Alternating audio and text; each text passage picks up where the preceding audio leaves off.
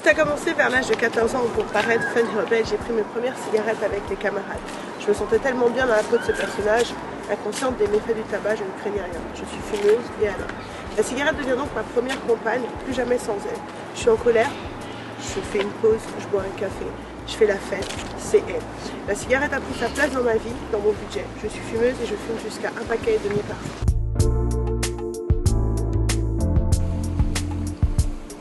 Les années passent et ça fait maintenant 20 ans que je suis fumeuse. Mais il y a de ça 5 ans, j'ai commencé à songer à arrêter ça. Et pour m'en convaincre, chaque fin d'année, tu te dis, au nouvel an, j'arrête. Mais non, au nouvel an, tu prends une clope, une coupe de champagne et en avant les vœux. Le temps passe, je veux pas, je suis prête, je suis pas prête. En fait, je veux arrêter de fumer, mais je veux pas vivre la frustration de l'arrêt du tabac. Puis j'ai entendu dire que quand on arrête de fumer, ça fait grossir. Et non, pas ça, je veux pas ça. Un jour, j'entends parler de l'hypnose. J'en parle, je me renseigne, je suis convaincue. C'est avec cette méthode que je vais accéder à ce nouveau moi. Alors c'est dans le 13e arrondissement de Paris que nous avons rendez-vous. Suivez-moi, je vous emmène avec moi. Je m'appelle Caroline Théry Thomas. Je suis psychologue clinicienne, psychothérapeute et hypnothérapeute. C'est une hypnose qui est dérivée de l'hypnose ericksonienne, donc c'est Milton Erickson qui pratiquait l'hypnose, et puis ça a été remis au goût du jour, notamment par un monsieur qui s'appelle François Roustan, donc c'est une hypnose médicale. Le principe, c'est que ce soit en une séance qui comporte à la fois un entretien préliminaire et la séance d'hypnose proprement dite. Dans cet entretien préliminaire, les premières questions que je pose sont autour des débuts de la cigarette. À quel âge a-t-il commencé à fumer?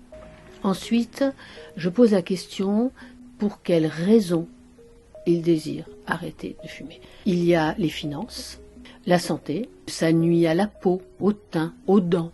S'il n'y a pas le désir d'arrêter de fumer, il peut y avoir un échec de la séance d'hypnose. Donc, quand un certain nombre de questions ont été posées, on passe donc à la séance d'hypnose proprement dite. Je mets un petit fond musical et le patient s'allonge. Je m'assieds à côté de lui. L'hypnose, c'est un travail qui se fait sur les ressentis, le sensoriel et l'émotionnel. Les ressentis du corps, ça peut être des ressentis dans les mains, sur la plante des pieds, dans le corps tout entier. Ça peut être de la chaleur, ça peut être des fourmillements, aussi des ressentis de s'enfoncer un petit peu dans le canapé. Après, on passe à une deuxième phase qui est de faire ressentir ce que, dans le fait de fumer, ça a pu générer sur son corps. En ne fumant plus, il y aura la possibilité de retrouver le goût, les subtilités du goût des bonnes choses.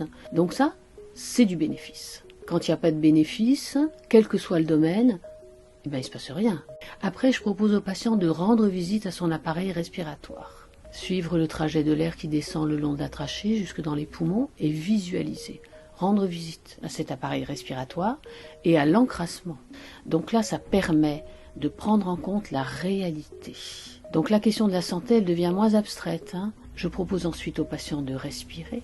Plus il va respirer de l'air pur, puisque ça sera le cas désormais, et plus il va purifier, assainir et régénérer son appareil respiratoire, mais aussi tous ses organes. Lorsque la séance est donc terminée, je donne des consignes par écrit et des consignes à bien suivre pendant 15 jours. 0 café, 0 alcool, ne pas être en présence de fumeurs. Pendant ces 15 jours, il peut y avoir des petites envies, des petites pulsions, mais fugaces.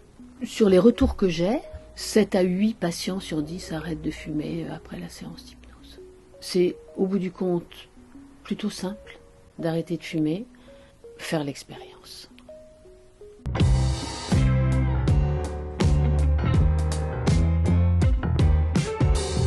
Alors vous vous demandez certainement où j'en suis.